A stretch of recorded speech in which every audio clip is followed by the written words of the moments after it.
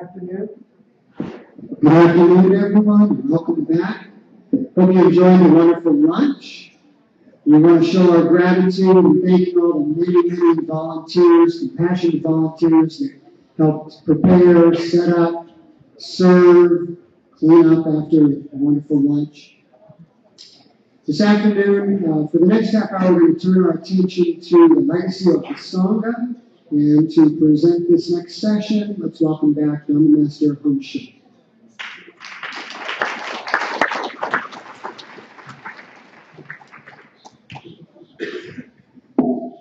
Those of you who were here this morning, we spent the time from 8 o'clock until 10:30 looking backwards.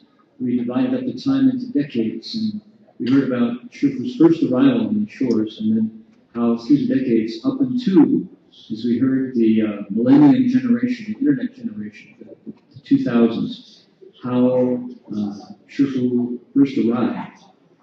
And this afternoon, we're going to move into those legacies that we talked about. Now, this is something that we disciples came up with, looking back. Shifu did not say, this is my legacy of this or that. In fact, we are looking at the 50 years of teachings and thinking that these are the things that stand out, the things that Shifu emphasized, and the places where he wants us to continue, based on what he taught us over and over and over again. So those were indeed, just to say it again for folks who were not with us this morning, they were establishing the Sangha, which includes the inner experience of meeting a good and wise advisor and then transforming ourselves, changing. And then the outer experience of that, which is the buildings, the schools, the sutras, the programs, the things with form. So there's the formless teaching and the formless and the formed teaching. The second legacy is lecturing on sutras, translating those sutras, and then distributing what we translate. The third is promoting education, and our teacher was a tireless educator from elementary school, and now we even have daycare, up to Dharma Buddhist University. So that's the education legacy. And the fourth is interfaith conversation, learning to become good religious neighbors. And how do we, in a pluralistic, multi-faith nation like America, North America, how do we introduce the Dharma? Since we are the new kid on the block, the last religion in the door, how do we introduce ourselves to avoid fighting, contention, or setting up sects and ideas? So these are the legacies, and this is our time to study those. And as Brian said, we're going to introduce Dharma Master Hung Liang, who has put in a lot of work on thinking about the legacy, to introduce to not only to other religions, but also intra-Buddhist. What is different about the way Master Hsuan brought the Sangha to America? And as I was thinking today about what we got, let's say, from Master Hsuan, you heard this morning how at Gold Mountain Monastery he not only lectured on the Shurangama Sutra, but he also cooked for the hippies who straggled into the Buddhist lecture hall and looking for meditation and enlightenment, you know. And Master Hsuan taught us how to cook by doing it himself. He wrote the characters on the board of the sutra that he lectured in, and if there was no one there to translate, he translated for himself. So Master Hua was definitely a hands-on, do-it-yourself, seat-of-the-pants pioneer. And what came up to my mind were he introduced us to the entirety of the Buddha Dharma, but I think more importantly, he introduced us to the entirety of ourselves. It was called 学佛做人，人道进佛道场. You study from the Buddha by learning to be a better person. When the path to humanity is perfected, Buddhahood accomplishes itself. There is no other Buddhahood beyond the perfection of this human share. So in the process of that, we learned about vows, we learned about bodhisattvas, we learned about sutras, we learned about virtue, filiality, guanyin, vegetarians' compassion, and ultimately the greatest gift. Master Shenhua taught us the value of recognizing and coming to grips with our own habits and faults. In the joyful changing of those, indeed is the quickest approach to wisdom and compassion. So that's our program for this next hour. Following that, we will have the presentation on education, which will be very exciting to get the news about Dharma Realm Buddhist University. There's a lot of light there. There's a lot of things going on in bringing forward Master Shenhua's vision of educating cultivators and teaching cultivators how to expand their minds, how to learn to teach other living beings. Then in the afternoon from 4 to 5, if anybody is still awake, we will have the presentation on translation and the publications of the Buddhist Text Translation Society. I'm sure you'll all be awake, no doubt about it. And it's going to be thrilling. You'll want to know about that. What did the Buddha actually say? Can we still hear the Buddha's voice? Well, depends on who comes to translate.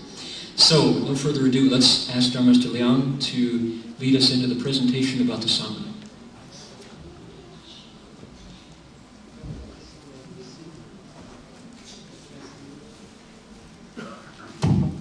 Good afternoon, Dharma friends. My name is Hang Liang. I've been a Buddhist nun for over 30 years. And I'm going to give you my perspective on the Sangha jewel in DRBA. It's going to be a little bit more formal from probably what you've heard so far because by nature the Sangha is formal. So we've been calling this the Sangha legacy. Establishing a fully ordained Sangha of both monks and nuns was one of the 4 great legacies or missions of the Venerable Master Hua. When the Venerable Master Hua was in the world, he called these missions, and he did emphasize these, establishing a Sangha, promoting education, translating the sutras, and interfaith. You can go to the next slide, please.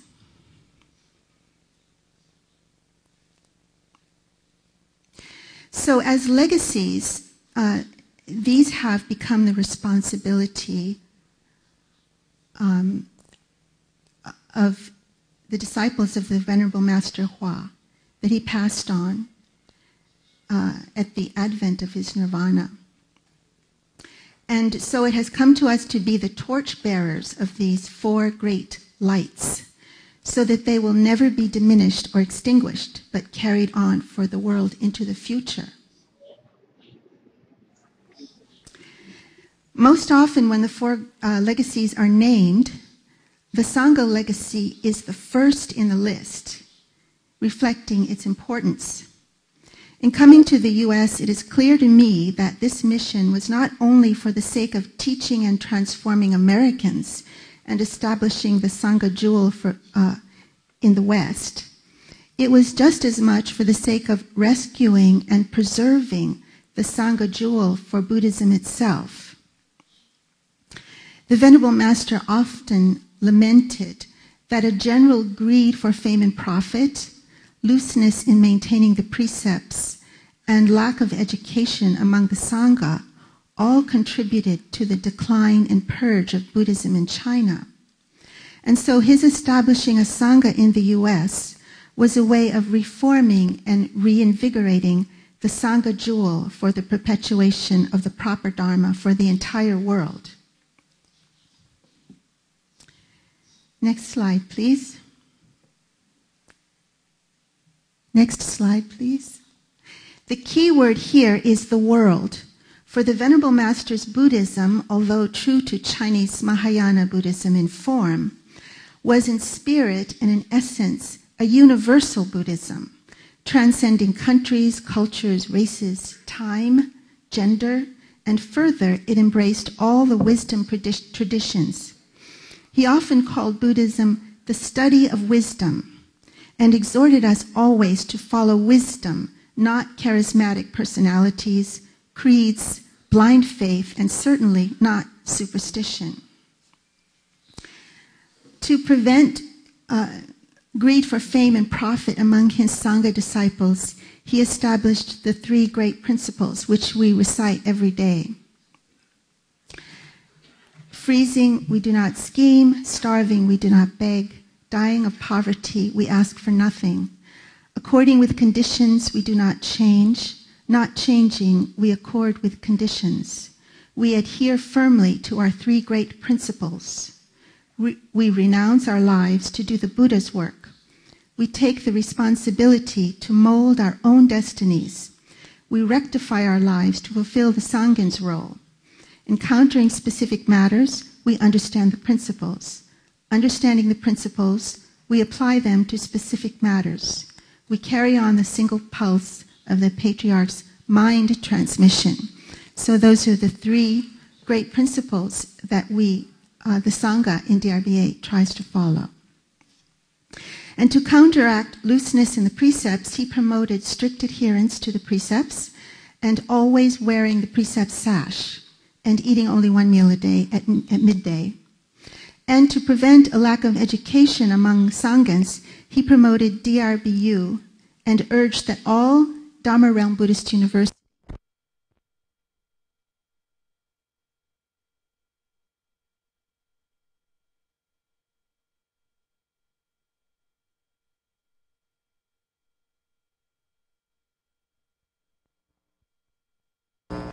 ceremony for DRBU. Okay, so these are examples of how Shifu taught and transformed Americans. Okay, I guess you better stop there. The slides are not in perfect order. Most American Buddhists nowadays refer to the Sangha as the entire 4-fold assemblies of monks and nuns, laymen and laywomen. In short, anyone who calls himself a Buddhist is considered a Sangha member, according to most American Buddhists. But the Venerable Master was very clear and repeated often that his definition of Sangha was restricted to fully ordained monks.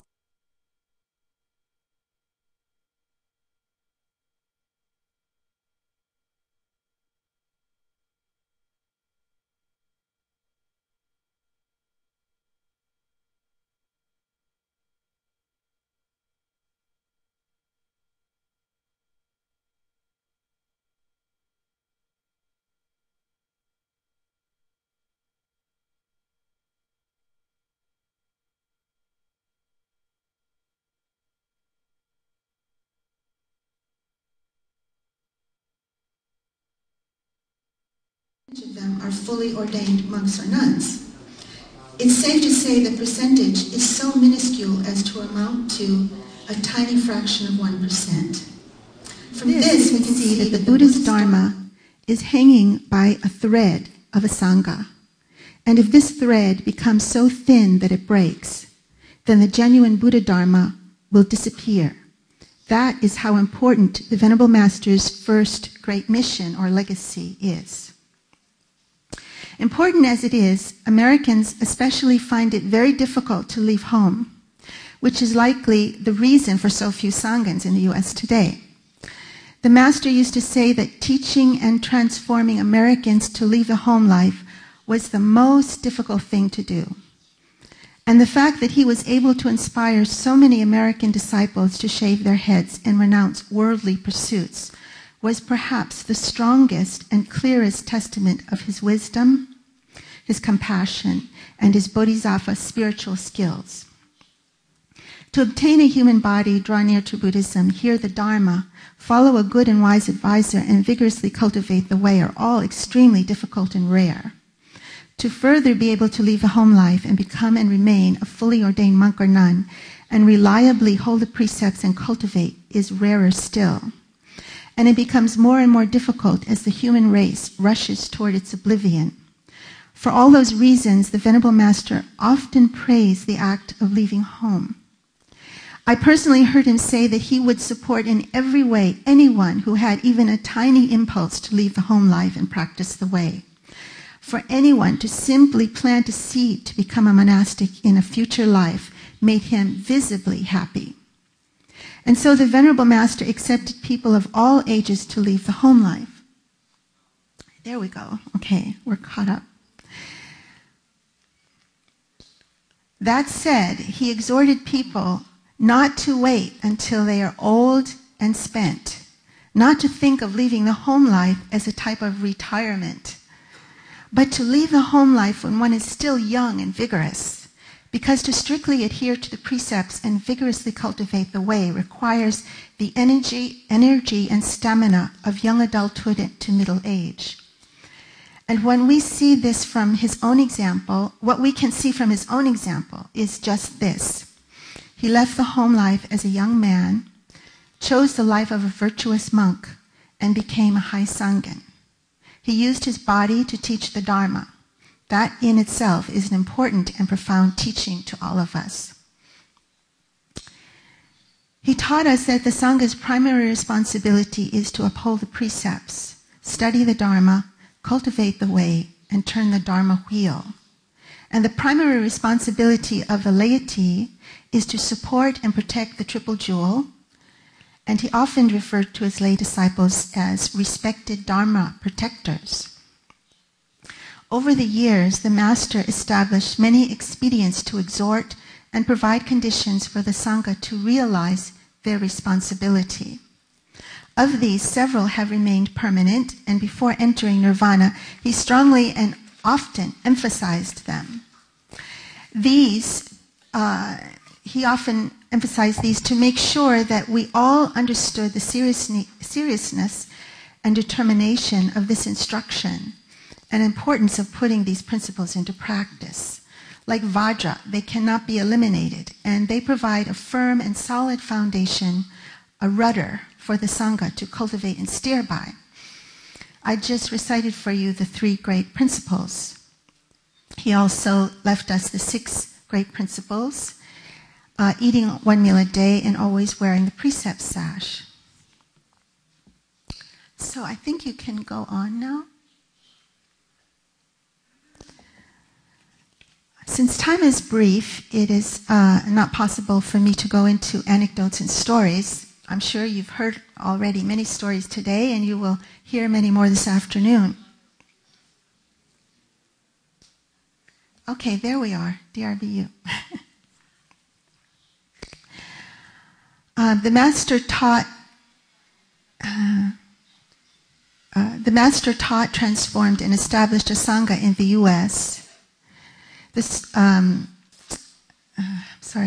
Suffice it to say that in teaching and transforming Sangha disciples, his standards were lofty, his guidance was impeccably, amazingly wise, his discipline strict, and his spirit sublimely kind and compassionate.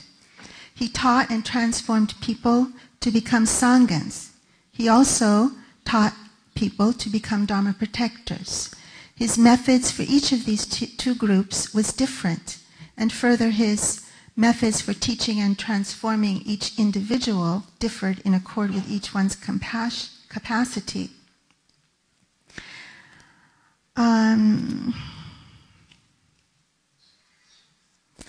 So I'm going to shorten my talk because it's already 1:30. Okay. So some of you might wonder how one becomes a bhikshu or a bhikshuni in DRBA now. The method for becoming a bhikshu or the method for becoming a bhikshuni is slightly different. And as I don't have the authority to describe the method for becoming a bhikshu, I will just generally describe how a person goes about leaving home in DRBA. In general, for both genders, the first step is to live in a DRB monastery as a Dharma protecting layperson.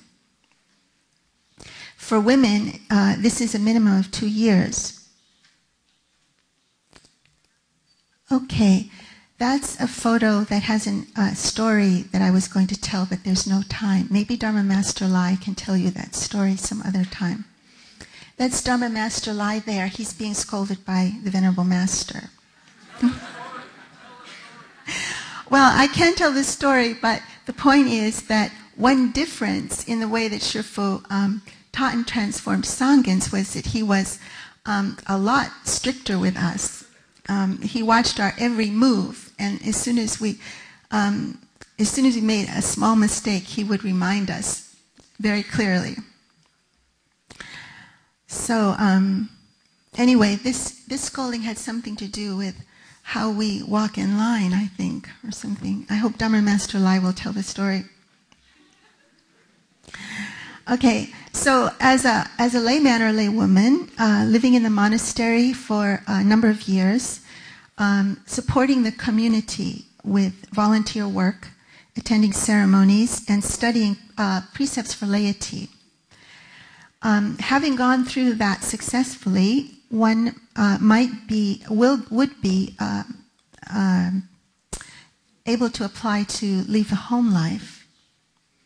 This is a picture of some people leaving the home life. I only have photos of nuns, so please imagine that there are also monks in the photos. Twice as many monks would be good. Anyway, for nuns, the minimum number of years for novice training is 3 years. 3 years before being eligible for full ordination. Having made it through the 3 years successfully, one can ascend the threefold full ordination platform only after going through 108 days of vigorous training. Okay. So, something that's different, Dharma Master Sure mentioned something that was different about the Sangha in DRBA from other organizations, is that our full ordination ceremonies, in our full ordination ceremonies, the precepts are transmitted by both Mahayana and Theravada high Sanghans. So this was Shifu's way of bringing, as he said, bringing the north a little bit more south and bringing the south a little bit more north. He often said that Mahayana Buddhism could be stronger in the precepts, and Theravada Buddhism would even be better if it could be more expansive in its vision and accept anyway, I better not go into that. So I'm a little bit lost here because of the slides not matching the script.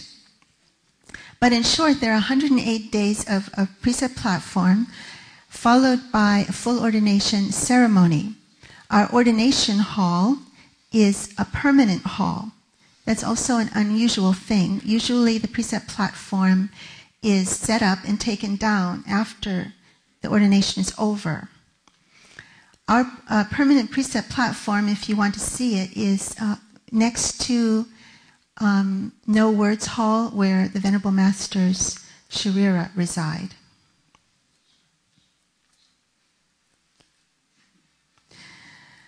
Okay, so it's now past 1:30.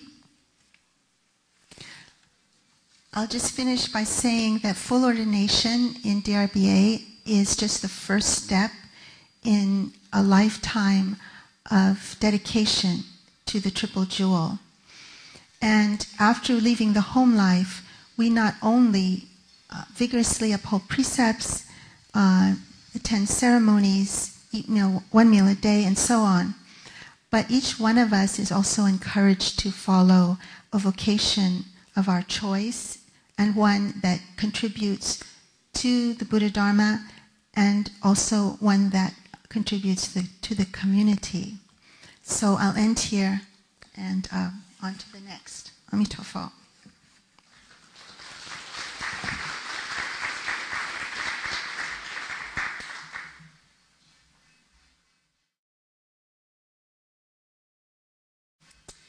And now we'll turn our attention to the senior disciples of the Venerable Master as they reflect on how the Master's legacies have endured and how they can be perpetuated.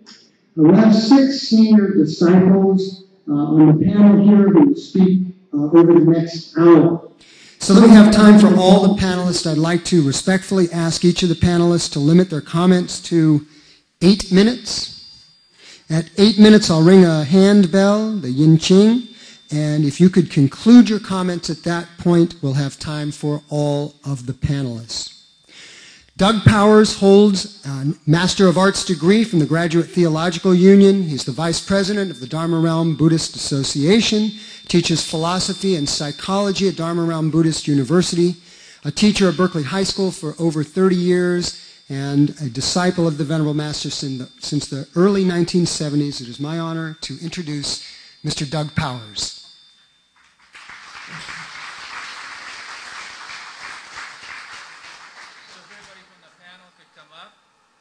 Sit down.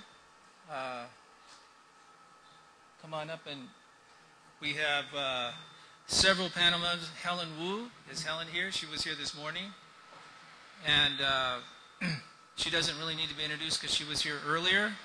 And Madeleine Tam, is she here? Could she come up? Can you hear me? This is going to be a little bit more informal in that the goal of the next hour is for each of these people to speak primarily about, in their experience of Shifu, and most of the people on the panel will go back into the very, very early days of Shifu coming to America. So the idea is for them to speak for around 10 minutes or so, which isn't very long, but try to capture what for them they felt like the purpose of Shifu coming to the West was from their heart, and a little story maybe that demonstrates the point that they're making. So if all the people could come up, though, to sit down so we don't have to introduce each person as they come. So if Helen could come up too, and Hung Lai, you can tell your story. So Brian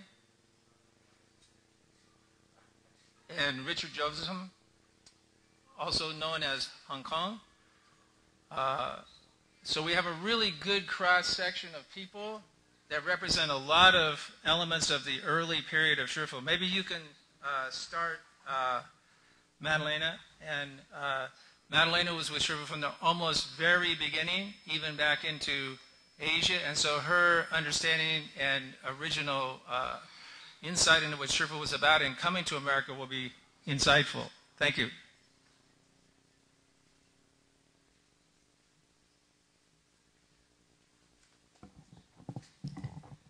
Hello， 又再见到你们了。